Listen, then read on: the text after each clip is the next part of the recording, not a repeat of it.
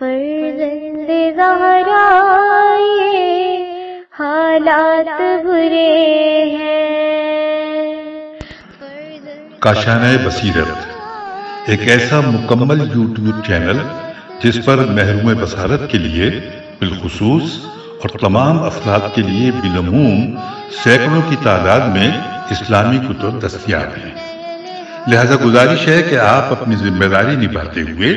کاشانۂ بصیرت کو سبسکرائب کرنے کے ساتھ ساتھ بیل آئیکن کو پریس کیجیے تاکہ آپ علم کے حصول کے ساتھ ساتھ مذہب اہل بیت کی اشاعت میں بھی اہم کردار ادا کرتے رہیں۔ کاشانۂ بصیرت، کاشانۂ بصیرت، کاشانۂ بصیرت۔ فرزند زہرا یہ حالات برے ہیں۔ بسم اللہ الرحمن الرحیم۔ السلام علیکم سامعین، کاشانۂ بصیرت کا یوٹیوب چینل میں سیمی زوار ہم مل کر پڑھ رہے ہیں کتاب شرح نہج البلاغہ، کلام امیر المومنین علی علیہ السلام، تالیف آیت اللہ ناصر مکارم شیرازی، ترجمہ زیر نگرانی مولانا سید شہنشاہ حسین نقوی، پیشکش باب العلم دار التحقیق کراچی، اور یہ ہے والیوم 7 ریڈنگ کا پارٹ نمبر 22۔ ہم پڑھ رہے ہیں اس نشست میں خطبہ نمبر جو 190 کو ہم پڑھ رہے تھے، اس کا ہم چوتھا حصہ ہم نے پڑھنے کا آغاز کر دیا تھا، اور اب ہم اس کی شرح و تفسیر پڑھنے جا رہے ہیں کتاب کے صفحہ نمبر 276 کے اوپر۔ آئیے باقاعدہ ریڈنگ کا آغاز کرتے ہیں۔ شرح و تفسیر ہیڈنگ ہے اخروی سفر کے لیے تیار رہو۔ تفصیل یوں ہے کہ موت اور قیامت کے موقع پر بدکاروں اور نیک لوگوں کے حالات بیان فرمانے کے بعد اب امام علیہ السلام خطبے کے اس حصے میں کچھ ایسے خاص مطالب بیان فرماتے ہیں جو موت اور قیامت کے دن نجات اور کامیابی کا باعث بن سکتے ہیں۔ ارشاد ہوتا ہے انورٹڈ کاما، لہٰذا اے خدا کے بندوں ان چیزوں کی پابندی کرو جن کی پابندی کرنے سے تم میں سے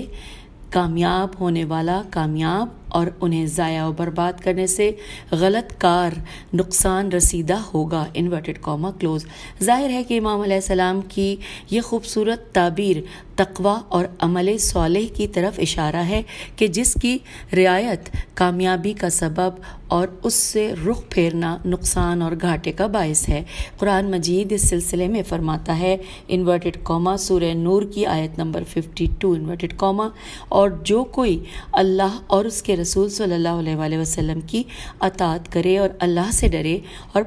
پرہیزگاری اختیار کرے، اس کی نافرمانی سے بچے، تو ایسے ہی لوگ کامیاب ہونے والے ہیں، انورٹڈ کاما کلوز، سورہ نور آیت 52۔ آگے چلتے ہیں۔ لکھا ہے کہ اس کے بعد امام علیہ السلام انسانی عمر کے اختصار الف خ ت صاد الف ر اختصار کی بقا پر اعتماد نہ کیے جا سکنے اور وقوع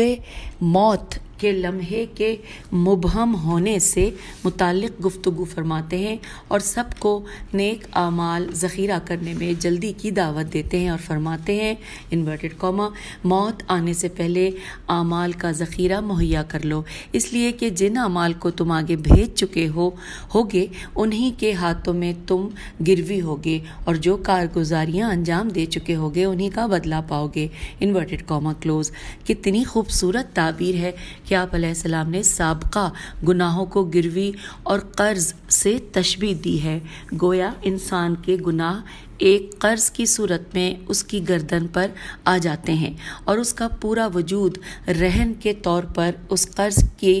گروی میں قرار پاتا ہے، اور جب تک توبہ نہ کرے اور نیک اعمال سے ان کی تلافی نہ کرے یوں ہی گرفتار رہے گا۔ اس سلسلے میں قرآن مجید میں یوں ارشاد ہوتا ہے ہر کوئی انورٹڈ کاما میں سورہ مدثر کی آیت نمبر 38 ہر کوئی اپنے اعمال کے بدلے میں گروی ہے، انورٹڈ کاما کلوز۔ رسول اکرم صلی اللہ علیہ وآلہ وسلم کی معروف حدیث جو کہ خطبہ شعبانیہ میں ماہ رمضان کی اہمیت سے متعلق وارد ہوئی ہے، اس میں ارشاد ہوتا ہے انورٹڈ کاما اے لوگو تمہاری جانیں تمہارے اعمال کے بدلے میں گروی ہیں، پس تم ان کو استغفار کے ذریعے آزاد کرو انورٹڈ کاما کلوز۔ حوالہ ہے وسائل الشیعہ جلد نمبر 7 صفحہ نمبر 227 حدیث نمبر 20 اور باب 18 احکام ماہ رمضان کے ابواب میں۔ آگے چلتے ہیں، پھر آگے مزید ہے کہ پھر اسی کلام کے سلسلے میں امام علیہ السلام فرماتے ہیں کہ اور سمجھتے رہنا چاہیے کہ گویا موت تم پر وارد ہو چکی ہے، جس کے بعد نہ تو تمہارے لیے پلٹنا ہے اور نہ گناہوں اور لغزشوں سے دستبرداری کا موقع ہے۔ انورٹڈ کاما یہاں پر کلوز ہو گیا۔ پھر آگے لکھا ہے، اگلے صفحے پر ہم آگے ہیں 278 پر، یعنی کہ یہ اگلے سے اگلا صفحہ۔ دراصل امام علیہ السلام یہاں اس حقیقت کی طرف اشارہ فرماتے ہیں کہ ممکن ہے موت کسی بھی لمحے انسان کو اپنی آغوش میں کھینچ لے، خصوصاً اس بنا پر کہ ہم حرکت قلب بند ہونے کے سبب پیش آنے والی اموات کو اپنی آنکھوں سے دیکھتے ہیں۔ پھر موت بھی وہ جس کے بعد واپسی ممکن نہیں، اور ظاہری اسباب اس کے مقابلے میں عاجز و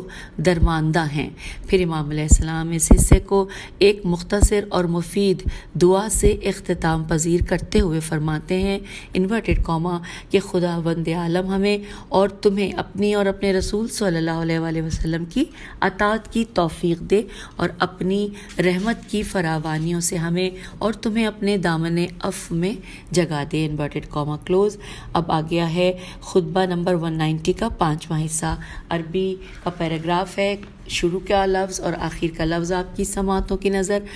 الزمو الارض، اور ختم ہو رہا ہے مدتن و اجلن۔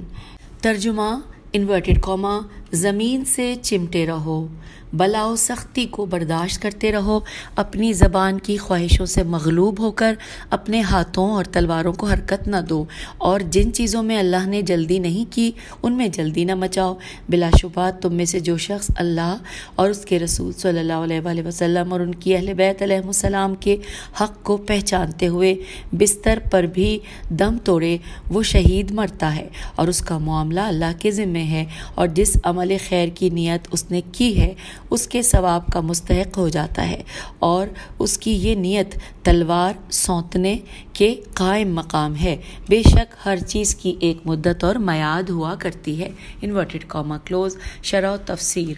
ہیڈنگ، ہر کام کا مخصوص وقت ہوتا ہے۔ امام علیہ السلام خطبے کے اس آخری حصے میں ان لوگوں سے جو شہادت کے لیے بےتابی اور عجلت کا مظاہرہ کرتے ہیں اور موقع محل اور امام علیہ السلام کی حکمت عملی دیکھے بغیر دشمن سے مقابلے کے لیے بلائے جانے پر مصر تھے، مخاطب ہو کر فرماتے ہیں انورٹڈ کاما زمین سے چمٹے رہو، بلا و سختی کو برداشت کرتے رہو، اپنی زبان کی خواہشوں سے مغلوب ہو کر اپنے ہاتھوں اور تلواروں کو حرکت نہ دو، اور جن چیزوں میں اللہ نے جلدی نہیں کی ان میں جلدی نہ مچاؤ، انورٹڈ کاما کلوز۔ ہم دیکھتے ہیں کہ بعض لوگ جہاد فی سبیل اللہ سے فرار کرتے ہیں، اور ایک گروہ ان کے برعکس عجلت کا مظاہرہ کرتا ہے۔ یہ لوگ بے موقع جہاد لڑنا اور بعض اوقات راہ خدا میں جان دینا چاہتے ہیں، اگرچہ اس گروہ کی نیت خالص ہے لیکن ان کے اعمال بے موقع اور بے محل ہیں، لہٰذا یقیناً یہ منفی آثار کے حامل ہوں گے، اسی لیے امام علیہ السلام ایسے کاموں سے منع فرماتے ہیں۔ پھر امام علیہ السلام اوپر کے جملے کی دلیل کی صورت میں یوں فرماتے ہیں انورٹڈ کاما کیونکہ بلا شبہ تم میں سے جو شخص اللہ اور اس کے رسول صلی اللہ علیہ وآلہ وسلم اور ان کے اہل بیت علیہم السلام کے حق کو پہچانتے ہوئے بستر پر بھی دم توڑے وہ شہید مرتا ہے، اور اس کا معاملہ اللہ کے ذمہ ہے۔ جس عمل خیر کی نیت اس نے کی ہے اس کے ثواب کا مستحق ہو جاتا ہے، اور اس کی یہ نیت تلوار سونتنے کے قائم مقام ہے، انورٹڈ کاما کلوز۔ آخر میں امام علیہ السلام ایک مختصر سے جملے میں فرماتے ہیں انورٹڈ کاما بے شک ہر چیز کی ایک مدت اور میعاد ہوا کرتی ہے، انورٹڈ کاما کلوز۔ یہ حکیمانہ جملے ہر دور اور ہر زمانے میں قابل عمل ہیں اور شدت پسند اور موقع ناشناس افراد کے لیے بہترین جواب ہے، جن کی نیت تو خالص ہوتی ہے اور بسا اوقات جہاد و شہادت کے عاشق ہوتے ہیں لیکن اس کے موقع کو پہچان نہیں پاتے۔ یہ گروہ ہمیشہ بے تابی کا مظاہرہ کرتا ہے اور اپنے رہبر پر دباؤ ڈالتا ہے اور پھل کو بے موقع چنتا ہے، تاہم امام علیہ السلام انہیں یہ بشارت دیتے ہیں کہ خداوند متعال انہیں ان کی نیت کے سبب صلہ عطا کرے گا اگر اپنے دعوے میں سچے ہوں اور اللہ، معاد اور پیغمبر صلی اللہ علیہ وآلہ وسلم اور آپ صلی اللہ علیہ وآلہ وسلم کے خاندان پر ان کا ایمان محکم ہو تو وہ راہ خدا میں شہید ہونے والے مجاہدوں کے اجر و ثواب میں شامل ہوں گے۔ یہ نقطہ صرف جہاد شہادت کے بارے میں نہیں بلکہ ہر نیک کام پر صادق آتا ہے، یعنی ہر کام کو اس کے موقع پر انجام دینا چاہیے، جبکہ بے موقع انجام دینے کی صورت میں ان کی خالص نیت اعمال صالح کا کام کرتی ہے۔ آپ علیہ السلام نے اسی اہم نقطے کو خطبہ نمبر 5 میں بھی کسی اور انداز میں پیش فرمایا ہے، انورٹڈ کاما، کہ وہ شخص جو پھلوں اور میووں کو پکنے سے پہلے چن لیتا ہے اس کی مثال اس کسان کسی ہے جو اپنے بیج کو نامناسب زمین میں بوتا ہے، انورٹڈ کاما کلوز۔ یہ بات بھی ہمارے زمانے پر صادق آتی ہے کہ بعض لوگ داخلی منافقین اور بیرونی دشمنوں سے لڑنے میں بے تابی کا مظاہرہ کرتے ہیں اور مناسب وقت کا انتظار اور حکمت عملی سے کام نہیں لیتے، یا بعض لوگ امام زمانہ علیہ السلام کے ظہور اور آپ کی رکاب میں شہادت کے لیے بے تابی کرتے ہیں۔ تو ان سب لوگوں کو یہی حکم دیا جا سکتا ہے کہ اگر آپ کا ایمان مستحکم اور نیت خالص ہے تو خداوند متعال شہید ہونے والے مجاہدوں کا اجر و ثواب آپ کو عطا کرے گا۔ اور اب ہم آگے ہیں پیج 281 پہ، اور اب ہم پڑھنے جا رہے ہیں اس خطبے 190 کے جو اس پارٹ کا نقطہ ہے، ہیڈنگ ہے بے جا قیام۔ لکھا ہے جو معاشرے بیرونی یا اندرونی دشمن کے شدید دباؤ میں ہوتے ہیں وہاں بعض اوقات کچھ سادہ لوح افراد کے صبر کا پیمانہ لبریز ہو جاتا ہے، جس کے نتیجے میں وہ بے جا قیام یا مبارزے کے لیے اقدام کرتے ہیں، جو نہ صرف شکست پر منتہی ہوتا ہے بلکہ دشمن کو بھی بیدار کرتا ہے اور آئندہ ہاتھ آنے والے مواقع کو بھی برباد کر دیتا ہے۔ مدیر اور مدبر رہبروں کی مشکلات میں سے ان جیسے لوگ ہوتے ہیں۔ شیعی تاریخ میں یہ آئین چھوٹی ہے، تاریخ میں واقع کربلا کے بعد اس قسم کے بعض بے جا قیام دیکھنے کو ملتے ہیں جن سے ائمہ اہل بیت علیہ السلام نہیں کر چکے ہیں، نون ہے چھوٹی ہے، نہیں کر چکے تھے، لیکن بعض مواقع پر کچھ مخلص شیعوں نے بھی ان افراد کا ساتھ دیا۔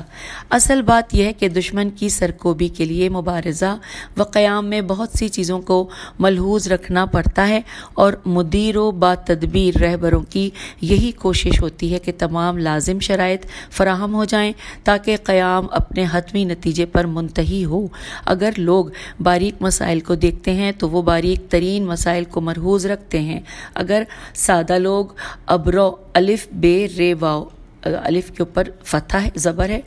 تو اگر سادہ لوگ ابرو کو دیکھتے ہیں تو یہ ابرو کے اشارے پر نظر رکھتے ہیں۔ بریکٹ میں لکھا ہے کہ غرض رہبران لوگوں سے کہیں زیادہ فہم و بصیرت رکھتے ہیں، بریکٹ کلوز۔ مذکورہ بالا خطبے سے معلوم ہوتا ہے کہ امام علیہ السلام کے عظیم ترین مجاہد ہونے کے باوجود اس قسم کے لوگوں میں گھر چکے تھے کہ جن کے مقابلے میں بےہودہ، سست اور بے حال لوگ تھے، یعنی آپ علیہ السلام افراط و تفریط کی دو سمتوں کے درمیان قرار پائے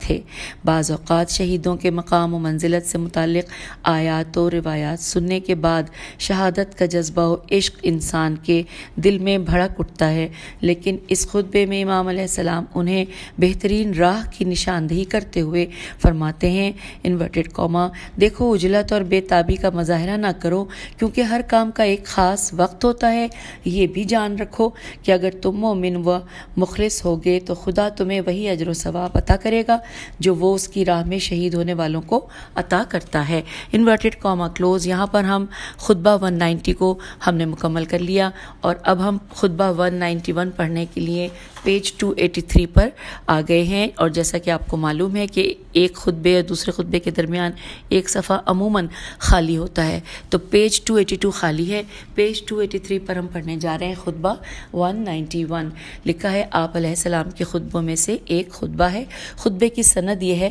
کہ ابن ابی الحدید نے اپنی کتاب شرح نہج البلاغہ میں، اور آمدی الف سے ہے، الف مدہ میم دال چھوٹی آمدی نے اپنی کتاب غرر الحکم میں اس خطبے کا کچھ حصہ کچھ فرق کے ساتھ نقل کیا ہے، جو اس بات کی نشاندہی کرتا ہے کہ انہوں نے یہ حصہ نہج البلاغہ کے علاوہ کسی اور کتاب سے نقل کیا ہے۔ حوالہ نوٹ کیجیے، مصادر نہج البلاغہ جلد نمبر 3 صفحہ نمبر 28۔ اور اب پڑھتے ہیں خطبہ ایک نگاہ میں۔ اس خطبے میں امام علیہ السلام حمد الہی اور ثناء رسول صلی اللہ علیہ وسلم کے بعد زہد و تقوی کی تلقین فرماتے ہیں۔ یہ خطبہ 3 حصوں پر مشتمل ہے۔ پہلا حصہ، اس میں حمد الہی کے ساتھ اللہ کی کچھ نعمت کا ذکر اور اللہ کی بعض صفات جلال و جمال کا تذکرہ ہے۔ پھر پیغمبر اکرم صلی اللہ علیہ وآلہ وسلم کی رسالت کی گواہی کے بعد ان حالات کی تفصیل ہے جن میں آپ صلی اللہ علیہ وآلہ وسلم لوگوں کی ہدایت کے لیے مبعوث ہوئے۔ دوسرا حصہ، اس میں تقوی اور اس کے آثار و برکات سے متعلق بیان ہے اور لوگوں کو یہ نصیحت کی جا رہی ہے کہ وہ اپنی زندگی کے تمام امور میں اس الہی حلقے کو مضبوطی سے تھامے رہیں۔ تیسرا حصہ، اس میں دنیا پرستی اور اس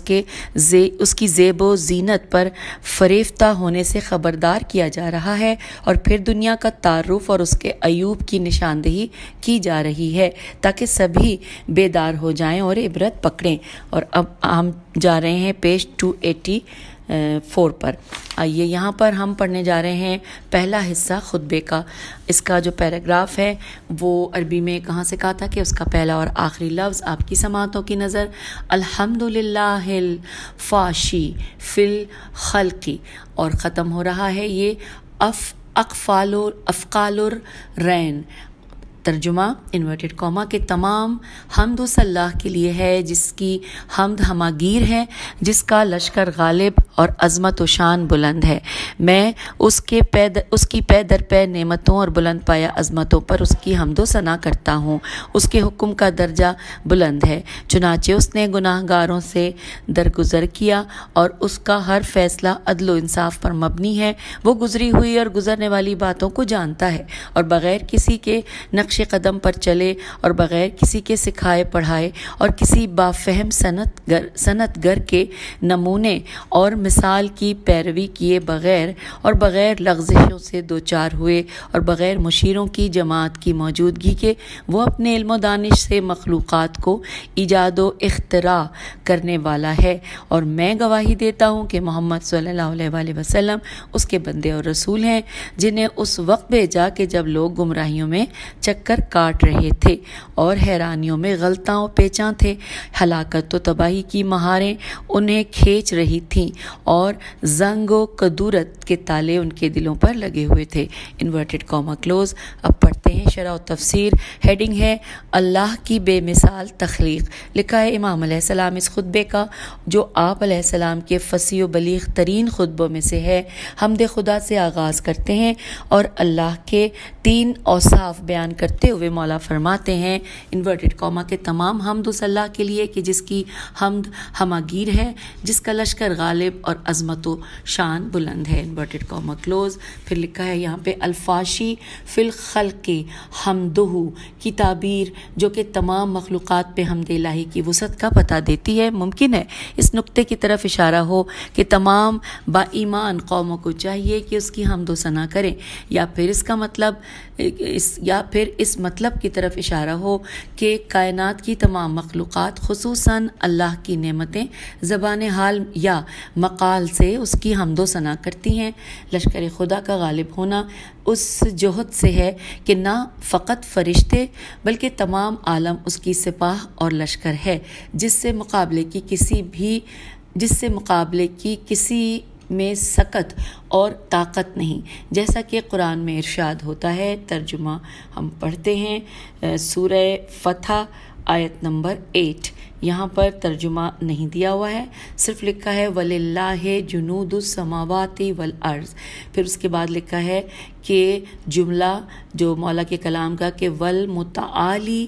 جَدُّهُ کا جملہ اس آیت شریفہ سے ماخوذ ہے، آیت سورہ جن کی آیت نمبر 3، جو کہ ہے کہ وَأَنَّهُ تَعَالَى جَدُّهُ رَبِّنَا، وَأَنَّهُ تَعَالَى جَدُّ رَبِّنَا سے ماخوذ ہے۔ یہاں جد عظمت کے معنی میں ہے، لہٰذا مذکورہ جملہ اس بات کی طرف اشارہ ہے کہ اس کی ذات بہت عظیم و بلند ہے۔ اور یہاں پر حوالہ نہیں دیا ہوا، صرف یہ لکھا ہے کہ دادا کو جد کہا جاتا ہے اور وہ اس کی بزرگی اور سن کی وجہ سے ہے، بس یہاں پہ یہ لکھا ہے۔ پھر آگے چلتے ہیں، پھر اس کے بعد لکھا ہے کہ اس کے بعد مادی اور معنوی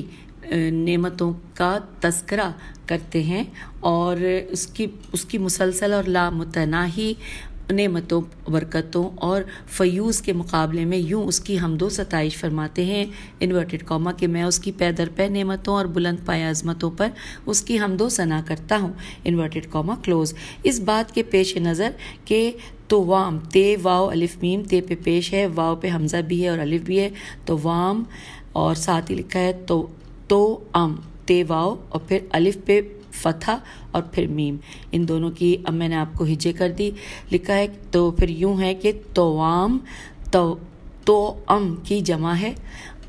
ان اشیاء کو کہا جاتا ہے جو ایک دوسرے کے ساتھ ہوتی ہیں۔ یہ جملہ اس مطلب کی جانب اشارہ ہے کہ خدا کی نعمتیں اکثر و بیشتر باہم متصل ہوتی ہیں، مثلا زبان کی نعمت بولنے کا آلہ بھی ہے، تیز غذا کو چبانے کے لیے غذا کو دانتوں تک پہنچا دینا اسی کا کام ہے، جبکہ غذا کو حلق تک بھی یہی لے کر جاتی ہے، اور ذائقے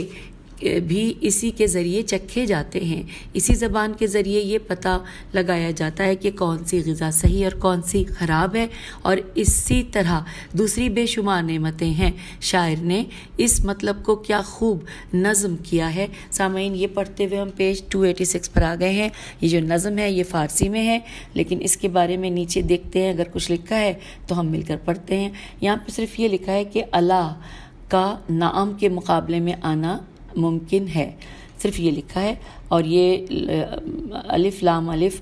اعلیٰ، بلکہ الف پہ نہیں زبری ہے، اللہ کا نام، نون عین میم، نام کے مقابلے میں آنا ممکن ہے، بس اتنا لکھا ہے۔ اس کے بعد لکھا ہے کہ اس کی مادی نعمتوں کے مقابلے میں معنوی نعمتوں کی طرف یہاں پر اشارہ ہو، اور پھر آپ علیہ السلام اس پروردگار کا تعارف فرماتے ہیں کہ جس کی آپ علیہ السلام نے حمد و ستائش کی ہے، اور اس سے متعلق 5 اہم صفات بیان فرماتے ہیں کہ جن میں سے ہر ایک انفرادی طور پر بھی حمد و ستائش کی مستحق ہے۔ چنانچہ فرماتے ہیں مولا انورٹڈ کاما میں کہ اس کے حکم کا درجہ بلند ہے، چنانچہ اس نے گناہ گاروں سے درگزر کیا، اور اس کا ہر فیصلہ عدل و انصاف پر مبنی ہے۔ وہ گزری ہوئی اور گزرنے والی باتوں کو جانتا ہے، اور اپنے علم و دانش سے مخلوقات کو ایجاد و اختراع کرنے والا ہے، انورٹڈ کاما کلوز۔ یہ 5 اوصاف جو خداوند متعال کے کثرت حلم سے آغاز ہو کر مخلوقات اور کائنات کی تخلیق پر منتہی ہوتے ہیں، اللہ کی عام ترین صفات کا ایک حصہ ہیں جو علم، قدرت و عدالت اور لطف و مرحمت پر مشتمل ہے۔ پھر آپ علیہ السلام اس حقیقت کی جانب اشارہ فرماتے ہیں کہ خداوند متعال کی تخلیق بغیر کسی سابقہ تجربے اور تعلیم یا مشورے کے ہے۔ چنانچہ مولا فرماتے ہیں انورٹڈ کاما کے بغیر کسی کے نقش قدم پر چلے اور بغیر کسی کے سکھائے پڑھائے اور کسی بافہم صنعتگر کے نمونے اور مثال کی پیروی کے کیے بغیر اور بغیر لغزشوں سے دوچار ہوئے اور بغیر مشیروں کی جماعت کی موجودگی کے۔ یہاں پر انورٹڈ کاما کلوز ہو گیا، ہم پیج 287 پر آ گئے ہیں۔ لکھا ہے در حقیقت جو لوگ اپنی صنعت میں سواد نون اینتے صنعت میں دوسروں سے الہام پاتے ہیں، وہ ممکن ہے کہ ذیل کے 5 طریقوں میں سے ایک کے ذریعے ہو۔ پہلا یہ کہ کسی دوسرے کی تقلید کرے، تقلید تے قاف لام یہ دال تقلید کرے، دوسرا یہ کہ باقاعدہ کسی سے سیکھے، تیسرا یہ کہ کسی ماہر اور تعلیم یافتہ صنعت کار سے نمونہ حاصل کرے اور اس سے استفادہ کرتے ہوئے اپنے مقصود تک پہنچے، چوتھا یہ کہ اپنی غلطیوں سے تجربہ حاصل کرے، پانچواں یہ کہ کسی گروہ کو مشورے اور تعاون کے لیے بلائے، لیکن خداوند متعال جو حکیم صانع ہے، سواد الف نون عین، جو حکیم صانع ہے، اس کی تمام تخلیقات بغیر کسی سابقہ نمونے کے اور اوپر مذکورہ تمام طریقوں سے بے نیاز ہیں، لہٰذا اس کی تخلیق کے لیے لفظ ابدا الف بے دال الف عین بریکٹ میں لکھا ہے بغیر کسی پیشگی نمونے کے تخلیق بریکٹ کلوز ہو گیا تو لفظ ابدا استعمال ہوتا ہے۔ پھر لکھا ہے اگلے پیراگراف میں کہ یہ مسئلہ غیر معمولی اہمیت کا حامل ہے کہ انسان جو بھی چیز بناتا یا ایجاد کرتا ہے یقیناً اس کا کوئی نہ کوئی نمونہ اس عالم خلقت میں دیکھا ہوا ہوتا ہے۔ مثلاً ہوائی جہاز ایجاد کرنے والے نے یقیناً پرندوں سے کافی حد تک الہام اور نمونہ پایا ہے، اسی لیے مختلف ہوائی جہازوں کی شکل مختلف پرندوں کی شکلوں سے ملتی جلتی ہے۔ تاہم اپنے مقصود تک پہنچنے کے لیے اگلوں کے علوم اور تجربات سے بھی فائدہ اٹھانا چاہیے اور اپنے پاس وسیع تجربہ گاہوں کا ہونا ضروری ہے تاکہ تجربات کی روشنی میں اپنی غلطیوں کا ازالہ کیا جائے۔ اسی طرح اپنے منصوبوں کی تکمیل کے لیے مختلف کمیٹیوں، اجلاسوں اور کانفرنسوں کا انعقاد بھی لازمی ہے، جبکہ خداوند عظیم اپنی وسیع اور بے شمار انواع و اقسام کی مخلوقات کی تخلیق میں ان امور میں سے کسی کا بھی محتاج نہیں ہوتا۔ اس کے بعد امام علیہ السلام خطبے کے اس حصے میں اللہ کی حمد و ثنا کے بعد رسول خدا صلی اللہ علیہ وآلہ وسلم کی رسالت کی گواہی دیتے ہیں اور آپ صلی اللہ علیہ وآلہ وسلم کے دور قیام کے حالات کو چند مختصر اور پرمانی جملوں میں بیان فرماتے ہیں تاکہ اس الہی تبلیغ اور دعوت کی اہمیت واضح طور پر عیاں ہو جائے۔ چنانچہ آپ علیہ السلام فرماتے ہیں انورٹڈ کاما کے اور میں گواہی دیتا ہوں کہ محمد صلی اللہ علیہ وآلہ وسلم اس کے بندے اور رسول ہیں جنہیں اس وقت بھیجا جبکہ لوگ گمراہیوں میں چکر کاٹ رہے تھے اور حیرانیوں میں غلطاؤں پیچاں تھے، ہلاکت و تباہی کی مہاریں انہیں کھینچ رہی تھیں اور زنگ و کدورت کے تالے ان کے دلوں پر لگے ہوئے تھے۔ Inverted comma close. ہم پیج 288 پر آ گئے ہیں۔ امام علیہ السلام یہاں چند خوبصورت تشبیہات کے ذریعے اثر جاہلیت کے لوگوں کی روش زندگی کی مکمل تصویر کشی فرماتے ہیں۔ کبھی آپ علیہ السلام انہیں ایسے شخص سے تشبیہ دیتے ہیں جو کسی ہولناک بھنور میں گر چکا ہے اور مدد کے لیے پکارتا چلاتا ہے، اور کبھی اس حیوان سے تشبیہ دیتے ہیں جس کی لگام فاسد و فاسق افراد کے ہاتھوں میں ہے، جبکہ کہیں ان کے دلوں کو ایسے خزانے سے تشبیہ دیتے ہیں جس کے دروازے پر مضبوط تالا لگا ہوا ہے اور کسی بھی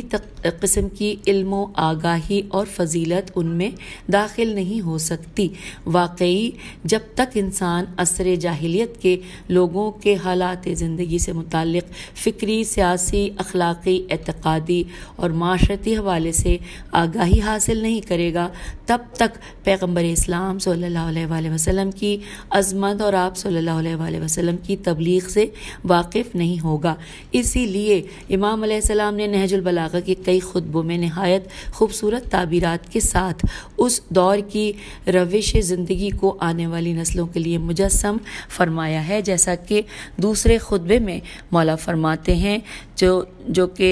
26ویں خطبے میں۔ اچھا، یہاں پہ سامعین مولا کے مختلف کلمات ہیں جو کہ مختلف ایک لائن کے ہیں، جیسے کہ لکھا ہے کہ 26ویں خطبے میں جو مولا نے فرمایا ایک لائن، اسی طرح 59ویں خطبے میں بھی وہ بھی ایک لائن ہے، اور پھر ساتھ ہی نیز خطبہ 195 میں ارشاد ہوتا ہے، لیکن ان کا ترجمہ نہیں ہے۔ اب مسئلہ یہ کہ عربی ہے، میں اگر پڑھ لوں مجھ سے غلطی ہو گئی تو پھر اچھا نہیں ہے، لیکن کوشش کر لیتے ہیں۔ سب سے پہلے لکھا ہے کہ جیسا کہ دوسرے خطبے میں مولا فرماتے ہیں، اب یہاں پہ لکھا ہے ارسلہ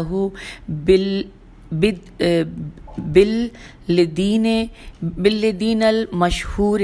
سے لے کر یہاں پہ ڈیش ڈیش ڈیش ہے، اور پھر لکھا ہے والناس فی فتن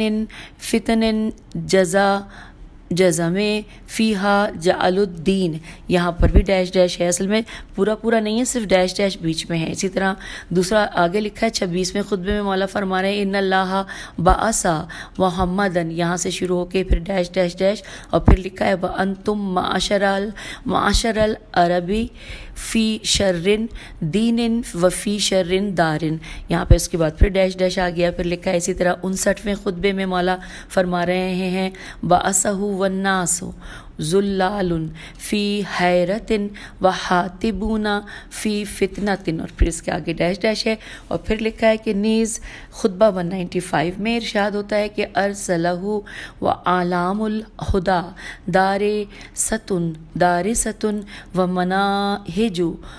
दारिसतुन व मनाहिजुद्दीन दीने तामिसहु, और फिर तामिसतुन और फिर उसके बाद डैश डैश जैसे कुछ इसमें अराब मिसिंग थे, यानी कि आधे मिटे से थे, लेकिन कोशिश करके मैंने किया, लेकिन आपको कम से कम इसकी निशानदेही हो गई है कि आप इसको वहाँ पे चेक कर सकते हैं जो हवाला जात दिए हैं। और फिर लिखा है कि अगर हम मजमूई तौर पर इमाम अलैहिस्सलाम के इन मुख्तलिफ खुतबों की इबारात का जायज़ा लें तो हमारी ज़िंदगी के मुकाबले में असर जाहिलियत के हालात और उस दौर के लोगों को दरपेश एतक़ादी, माशरती और अखलाक़ी मसाइल हमारे सामने मुजस्सम हो जाएंगे। तब हमें असर जाहिलियत के मुआशरे को इस्लामी मुआशरे में तब्दील करने में इस्लाम और रसूल खुदा सल्लल्लाहु अलैहि वसल्लम की खिदमत का अंदाज़ा हो जाएगा। अब यहाँ पर खुतबा 191 का पहला हिस्सा मुकम्मल हो गया, हमने शरह और तफसीर भी पढ़ ली, और अब दूसरा हिस्सा है पैराग्राफ अरबी का, कहाँ से कहाँ तक, यानी क्या लफ्ज़ आगाज़ में है और क्या इख्तिताम पर। आपकी समातों की नज़र इबादल्लाह औसैकुम बित्तक़वा, और ख़त्म हो रहा है वक़लीलुन मिन इबादिहि शुकूर, बल्कि इससे पहले एक और लाइन है वो भी पढ़ देती हूँ, सिफ़तिल्लाह सुब्हानहु इज़ यक़ूलु, यहाँ से और फिर ब्रैकेट में था वक़लीलुन मिन इबादिल शुकूर। और अब तर्जुमा पढ़ते हैं इन्वर्टेड कॉमा में, ए अल्लाह के बंदो, मैं तुम्हें अल्लाह से डरते रहने की वसीयत करता हूँ कि ये अल्लाह का तुम पर हक़ है और तुम्हारे हक़ को अल्लाह पर साबित करने वाला है, और ये कि तक़वा के लिए अल्लाह से अयानत चाहो और तक़र्रुब इलाही के लिए उससे मदद मांगो, इसलिए कि तक़वा आज दुनिया में पनाह से पर है और कल जन्नत की राह है। इसका रास्ता आश्कार और इसका राह पैमा नफ़े में रहने वाला है। जिसके सुपुर्द ये वदियत है वो इसका निगहबान है। ये तक़वा अपने आप को गुजर जाने वाली और पीछे रह जाने वाली उम्मतों के सामने हमेशा पेश करता रहा है, क्योंकि वो सब उसके हाजतमंद होंगे। कल जब खुदा बंदे आलम अपनी मखलूक को दोबारा पलटाएगा और जो दे रखा है वो वापस लेगा और अपनी बख्शी हुई नेमतों के बारे में सवाल करेगा, तो उसे कबूल करने वाले बहुत ही थोड़े निकलेंगे। वो गिनती के एतबार से कम और उस तौसीफ़ के मिसदाक हैं जो अल्लाह ने फरमाई है कि मेरे बंदों में शुक्रगुजार बंदे कम हैं। यहाँ पर तर्जुमा मुकम्मल हो गया। और सामईन, अब हम आपसे इजाज़त चाहते हैं, क्योंकि हम पेज 289 पर हमने ये खुतबा मुकम्मल यानी इसका तर्जुमा पढ़ लिया है, लेकिन इसकी शरह और तफसीर पढ़ने के लिए अगर हमने अभी आगाज़ कर दिया तो वो मुकम्मल भी नहीं हो पाएगी। तो हम क्यों ना अगली नशिस्त में शरह और तफसीर के साथ आगाज़ करें। पेज 290 से हम अगली नशिस्त में आगाज़ करेंगे। अब इजाज़त दीजिए। खुदा हाफिज़, फ़ी अमान अल्लाह।